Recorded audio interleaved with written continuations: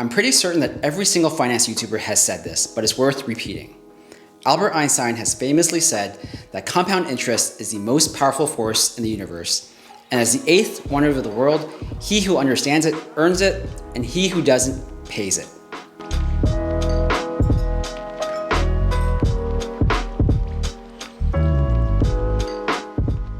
Hi, if you're new here, my name is Min, and in this channel, my mission is to teach you the basic building blocks of understanding money so you can worry less and enjoy life more. If you're looking to get rich quick, this is not the channel for you, but if you want to get wealthy for sure, then hit that subscribe button for weekly videos on how to get wiser with your money. The notion of putting money away is most important to the cohort that least understands it, young people. Start putting away money early and often. Think of it as magic. Put $1,000 into a magic box, and in 40 years, boom, it's $10,000 to $25,000.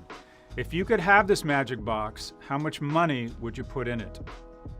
So compound interest is one of the most powerful and fundamental principles of growing your wealth. So let's break that down today. So what exactly is compound interest? So let's break it down into its three main components. The first being the principal, the second being the interest rate, and the third being the amount of time you let that magic happen.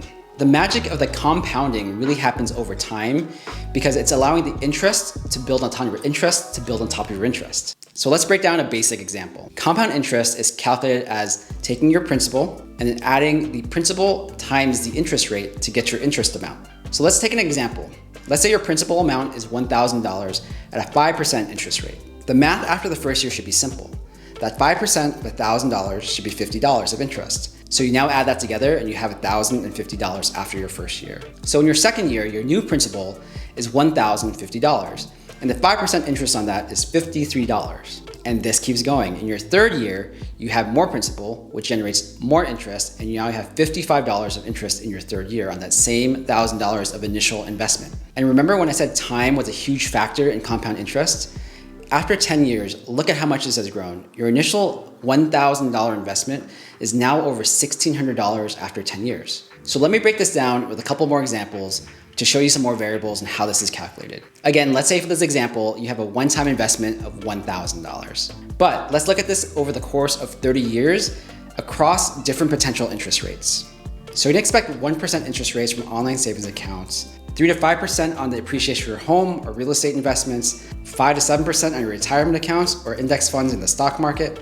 And the 10% is for illustrative purposes only, but if you find something that's 10% and that's sustainable, please let me know in the comments. So let's see how this $1,000 plays out over time. At a 1% interest rate, this actually does not grow much over time. At the end of 30 years, your $1,000 will turn into $1,348. Now at 3% interest, this gets a little bit more interesting. Over the course of 30 years, your $1,000 will more than double to over $2,200. At 5% growth, which is attainable depending on how your investments are balanced, over the course of 30 years, this will amount to over $4,300. At 7% growth, that $1,000 will grow to over $7,600 over 30 years. But check this out. At 10%, which is almost impossible to sustain over a long period of time, your money will grow to almost $17,500. What I want you to pay attention to, which will apply to the next example as well, is the size of the gap between each of these percentage scenarios. Again, the time factor of compound interest is the most powerful component of this equation because the more amount of time you allow compound interest to work for you, the more money you will have. So my final example today, let's take an annual investment of $1,000. This is pretty similar to before, but in addition to your $1,000 initial contribution, you're gonna be contributing $1,000 annually every single year. So let's see how this grows over time. And remember, your total money out of pocket in this example is $30,000 over the course of 30 years. At 1%, the growth of this over 30 years will amount to over $35,000. At 3%, this will grow to over $49,000. At 5%, this will grow to almost $70,000. And at 7% growth, which is very, very realistic, if you contribute $1,000 every year over the course of 30 years, that money will grow to over $101,000. And again, if you're able to find something that gets you 10% average return over the course of 30 years, this will result in over $180,000 on your initial investment.